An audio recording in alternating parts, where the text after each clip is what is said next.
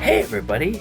This time on Lore Friday, we examine 6 ways you can repurpose Chapter 7 from the Out of the Abyss campaign to build an exciting chase sequence that caps off a story arc, links 2 arcs of your campaign, or provides an alternate way to engage in a combat encounter that gives your PCs opportunities to gain benefits or suffer penalties before the fight happens. Chapter 7 in Out of the Abyss is really a transition from the first half of the campaign to the second.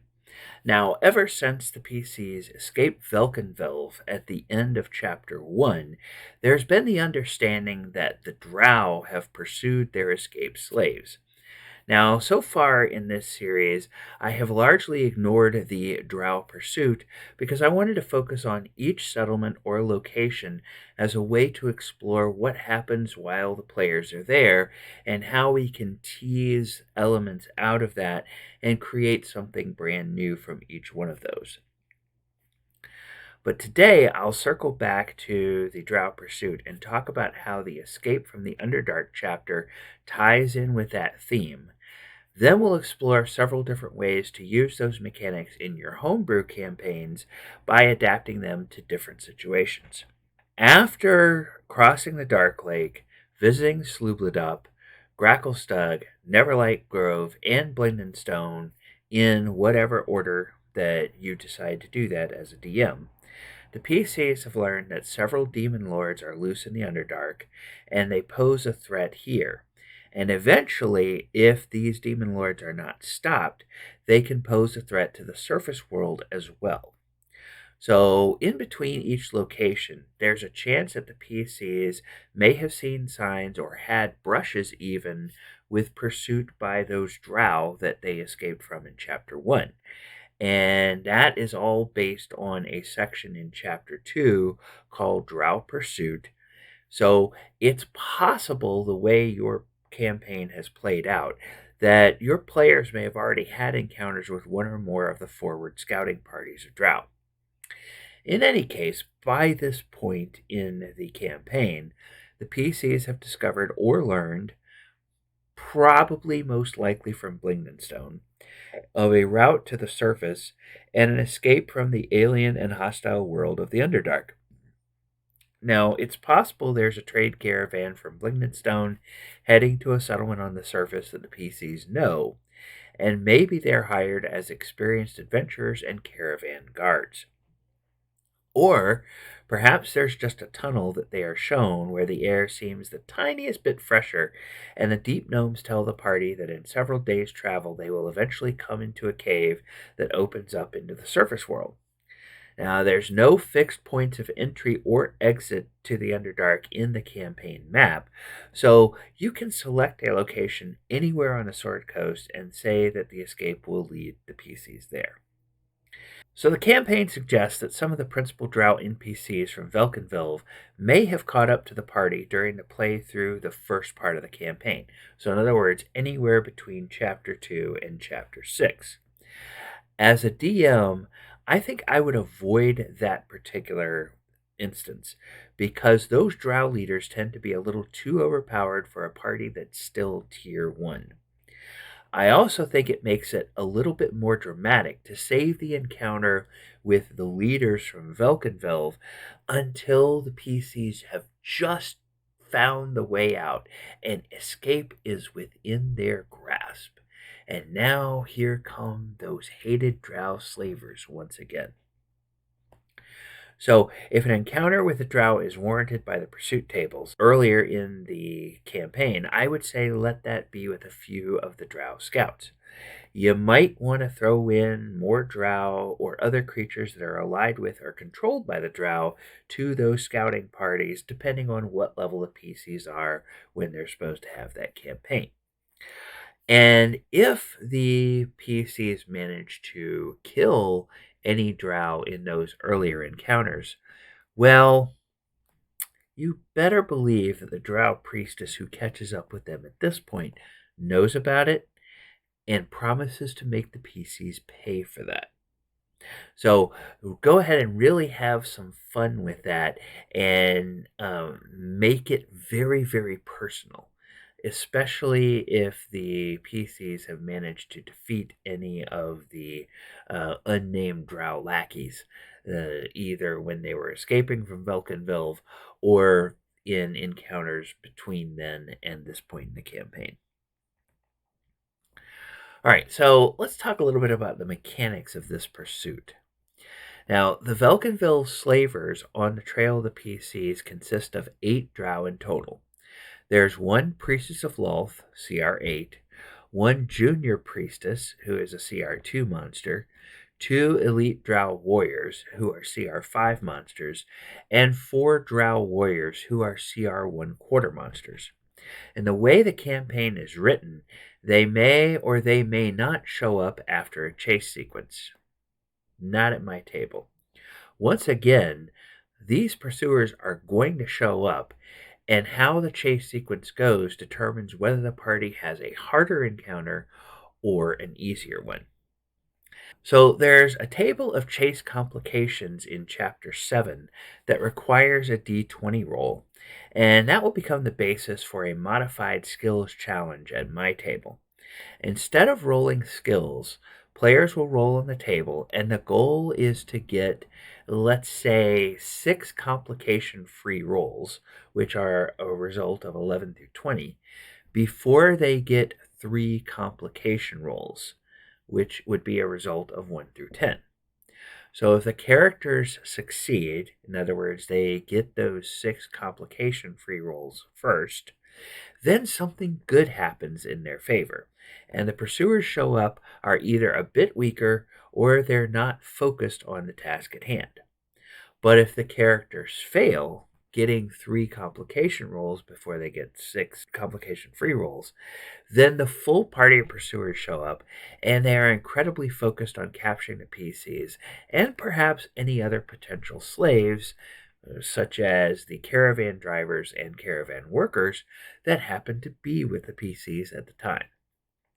So, the campaign includes a few ideas for how the DM might make the encounter easier, and those ideas build on personality traits and background details of each of the named Drow that were introduced in Chapter 1. And these are details about these named NPCs that the PCs could have discovered while they were in captivity. And even if they didn't discover it, it lays the foundation that you as a DM can go back and extract those details and now play out some of those details and let the PCs see that at work and sort of see how these Drow, the tension between these Drow, makes it harder for them to work together at a pivotal moment for them, which is when they are trying to capture these escaped slaves. So it's a really good example of foreshadowing and then paying off the foreshadowing at a critical moment in the campaign. So when this is played in the context of the campaign, there's very little that the DM has to fudge or create on the fly in order to explain why the Drow might be distracted or seem to betray one another during this battle against the PCs, if it's called for to do that. So now there's one thing that is a glaring omission from Chapter 7, and I want to address it right here, and that is failure to escape. So at its best, D&D is about improvisational storytelling and letting the dice be determining factors in what happens next. A shortcoming in this campaign is that it doesn't offer any alternative for what happens to the PCs if they fail to escape from the Drow at this point. A clever or very proactive DM might scour through other campaigns and find an appropriate adventure for 8th level characters that is set or that could be set in the Underdark, and let the captivity by the Drow from Velkenvilve lead right into that. A creative and really experienced DM might simply improvise what happens next for a session or two. And a really cruel DM might determine that if the dice say the PCs fail, the Drow keep the PCs unconscious with their poisons, and the last thing that these characters experience is waking up in Menzo Berenzan where they are being sacrificed as part of a ritual to turn disappointing Drow scions into Lolth's horrifying Drider creations. The end. All right, players, roll up new characters. But there's no written alternative in the campaign to tell you what Wizards of the Coast would have you do if you fail. It's basically, if they can't do this on their own, DM, you're supposed to send some kind of Deus Ex Machina in to get them out of this so they can continue on with the next part of the campaign. I don't like that. I like having a real sense of danger and an avenue that says, if they get recaptured, what happens? Are the Drow so angry they're going to haul them off, and instead of keeping them as slaves, they're going to sacrifice them? Are they going to try to take them to Menzoberranzan and sell them into slavery there? Then you could sort of play around with what is life as a slave like for PCs in your D&D game. I mean, if that's the kind of thing you guys want to do at your table, I'm not going to judge you for that. But in any case, if you don't want to allow the PCs to fail in their attempt to escape the Underdark, then you'll have to prepare, like I said, one of the Deus Ex Machina alternatives that they suggest in the campaign as a way to resolve the combat if the player's dice go cold and your dice as DM go really hot. I prefer not to leave that to chance, so I would suggest come up with something. Something that, whatever that something is up to you, but figure out what you're going to do if the dice say that the PCs fail to escape at this juncture of the campaign. All right, so that's enough about the way the campaign is written. Let's take a look at 6 alternate ways we can repurpose this campaign for our own homebrew settings. Now, if you have been watching this far, thank you so much. Please, I'd love it if you would subscribe to the channel, like the video, share the video, and click the post notification bell so that you can be notified every time new content goes live. Chase sequences are part of many action-adventure movies, from Western and spy movies to Marvel and Star Wars films. And this chapter gives the guts of a good chase sequence that we can add to any D&D campaign. There's the threat of credible pursuers, complications that slow or hinder escape, the opportunity for a dramatic fight, and subplots that can help the hero snatch victory from the jaws of defeat. So here's 6 ways you can take the mechanics of the chase sequence in Chapter 7 and adapt it for different scenarios in your own game. Now, one or more of these may be appropriate for your campaign setting, or if none of them are appropriate, these may help you think of a different way to adapt the chase for your own game. So, number 1, fleeing from pirates. It's a sea chase. Harg, mateys. You're on the high seas when the pirates be sighted, and they are turning their ships towards ye. So, who would our pirate pursuers in this case be? Well, you'd have a captain, and you can make them a CR8 monster. Now, I looked through the D&D Beyond, and there's a character that comes out of the Netherdeep adventure from Critical Role, and his name is Garceriad Ardith, and he's got some things. I think he's got a ring of water breathing, and he's got a swim speed and things of that nature and whatnot.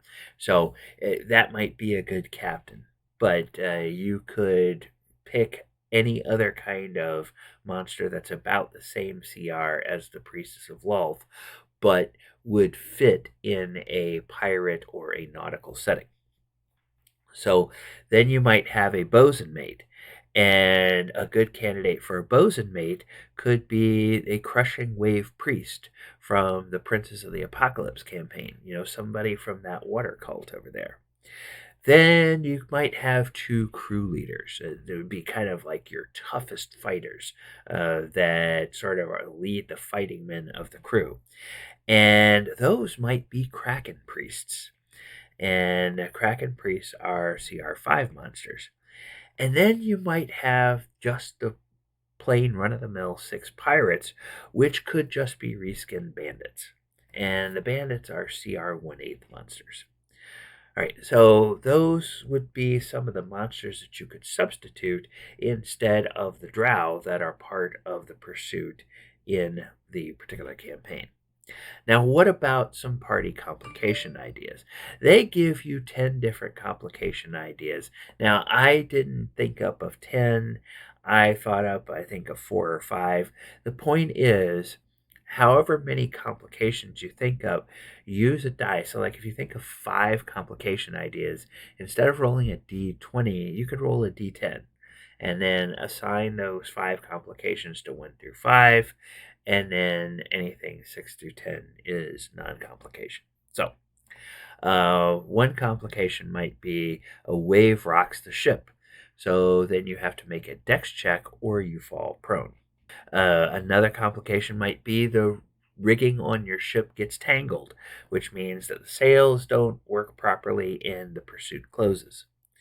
Number 3, you might be fog. You can't see your pursuers, and thus you don't know exactly where you are, where your pursuers are. Another complication might be that a drunken sailor on your ship falls overboard, and the pursuit closes while your crew has to rescue that person. And then another complication might be there's an unsafe hatchway on the deck, and you have to make a dex check or you fall to a lower deck and take 1d6 damage. So those are just a few ideas if you're turning this into a sea chase while you're trying to run from pirates. Those might be some complications that would happen. All right, now what about turning the tables and complications for the pursuers, which would basically be the things that cause them to not be as focused on the job at hand? So, one idea might be crew leader rivalry. So, you have those 2 CR5 crew leaders. Well, maybe they don't like each other very much. And maybe one of them really has a grudge against the other one and wants to make them look bad, wants to make them look so bad that they will actually sabotage the mission and try to pin the blame on the other crew leader.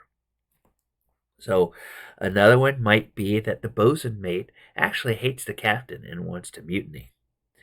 There could be an obvious and exploitable flaw in the pirate vessel. So maybe there's like a big repaired section that doesn't look like the repairs are quite good in one of the sails. So maybe your PCs can think of a way to go and sabotage that, and that would slow down the pursuit and let the PCs uh, have an easier time escaping. Now, you also might have a mixed race pirate crew filled with racial tensions. So maybe there's some orcs in there, and maybe there's some goblins, and maybe there's some kobolds, and maybe there's some trolls, and maybe the trolls don't like the kobolds, and the orcs don't like the goblins, and they're kind of all at odds with each other and whatnot. So that could then maybe boil over during the actual chase, and then that would cause the pirates to start fighting amongst themselves and give your PCs a better chance to escape. Now, the another complication for them, the pirate captain might be subject to a bribe. So maybe this pirate captain has a visible and obvious weakness for some kind of treasure that the PCs have in abundance. He likes to wear a lot of amethysts. Well, hey, we have a bunch of amethysts. Hey, we'll give you these. You let us go. And the pirate just might be, you might be able to bribe him. And he might say, yeah, okay. Oh, we'll take this and we'll leave. So there's other ways you can do that. So Those are just a few ideas. That would be the first scenario where you are repurposing this from a chase in the Underdark to a sea chase that you're fleeing from pirates. Now, a second way that you could do this is if you are running away from thieves while you are trying to return stolen valuables. So, and I went ahead and I did two different variations of this. I did one that is an urban variant and one that is a wilderness variant. So, bandits have stolen something from a friend of the party who is paying you to get it back. And you're in the city. After finding the bandits in their urban hideout, you realize they're too strong to overpower, but you are sneaky and they're pretty lazy. So you steal the item back, and as you're leaving their hideout, they notice you and they give chase. So now the chase is on, and you're having to try to get back to safety. So, who are the bandit pursuers? Well, we'd have one leader who is a humanoid somewhere between CR 6 and 8. You'd have a lieutenant who would be somewhere between a CR 1 and 2 humanoid. You'd have a couple of enforcers. They might be CR3 to CR5 monsters. And then you just round out the group with 6 regular run-of-the-mill bandits that are CR1/8 monsters. All right, so what could be complications for the PCs in this particular instance? Well, as they're running through the city, marketplace traffic blocks the street, so the pursuit is able to get closer. Then maybe there's an angry cab or wagon driver that threatens to run down one of the PCs. They have to make a dex check or take 1d6 damage and be knocked prone. Then maybe this is at night, and as you turn a corner, you run headlong into a bunch of street party revelers who block the escape route. Well, once again, that could mean that the pursuit would get closer.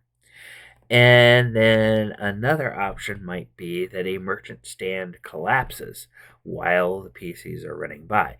So you might have them make a dex check, or they trip and fall prone over this merchandise that is all over the place. So those are some ideas for how you could make the party have some complications. So now, what about the bandits chasing them? What sort of complications could we do for them? You could have a rival bandit gang distract the pursuers. If you're in a city, every large city, even medium-sized cities, they usually have several gangs that each have their own turf. Well, maybe this gang you're stealing from is chasing you through the turf of a rival gang that has a grudge against them. And when this rival gang sees their enemies running through their area, oh, okay, they're not paying attention to us. This would be a good time to go and jump them or go and ambush them. So that could be one thing. Within the gang that is chasing you, there might be factions. So maybe one faction disagrees with the theft in the first place, and so they were against it because maybe they stole this item from somebody who's politically powerful, and it's like we shouldn't be bringing that heat. So when people try to go after the PCs, maybe that faction that disagreed goes and tries to sabotage the chase. Another complication for the bandits is that the PCs might bribe some of the bandits to turn against the others. So, hey, they're bandits. They're always looking at maybe some of them don't do as well picking pockets. So maybe it's like, hey, your friends over there have really fancy stuff. We'll give you 20 gold. Go stop them while we run away. Okay, maybe that'll work. There is another variant for returning the stolen valuables where you're being chased by bandits in a wilderness setting. So, once again, bandits have stolen something from a friend of the party who's paying you to get it back. After finding the bandits in their canyon hideout, you realize they're too strong to overpower, but you are sneaky and they're pretty lazy. So, you steal the item back. As you're leaving the hideout, they notice you and they give chase. So, once again, we have a bandit leader, a lieutenant, a couple of enforcers, and some bandits as the pursuers. Party complication ideas. In this case, maybe there's a landslide or flash flood that blots your escape. Then it's possible there's a herd animal stampede. Make a dex check or take 1d6 damage and you're knocked prone. Then perhaps as you're running, you run right into the path of a wild predator. That causes you to double back and that lets the pursuit get closer. And then another complication might be that wind knocks down a tree branch. You have to make a dex check or you fall prone as you dive out of the way of that branch falling on you. So the complications for your pursuers, in this case, there could be a swarm of snakes or insects that distracts the pursuers. You might then also have factions within the gang that work against each other and cause that. And you could, your PCs could bribe some of the bandits to turn against some of the others. So some of these are very similar, but you're starting to get the idea. There's things you can do and ways you can repurpose and rework not only the creatures, but some of the specific challenges and bonuses that would hinder the party or help the party as they're trying to escape. A fourth option that you could have for this is that your spy cover is blown. So you are being chased within an enemy encampment or stronghold where you as a group of PCs have gone to spy. So who would be the pursuers? There would be a commander of the enemy forces, again, CR 6 to 8, a lieutenant who is a CR 1 to 2, a couple of captains who are CR 3 to 5, and 6 bandits that are CR 1/8. And you could call them bandits, you could call them guards, whatever. So party complication ideas, guard dogs block your escape, so that lets the pursuit get closer. Maybe another part of your escape, you're running through the stables or running through a yard where the horses are, and it causes a stampede. So you have to make a dex check and take 1d6 damage and be knocked prone.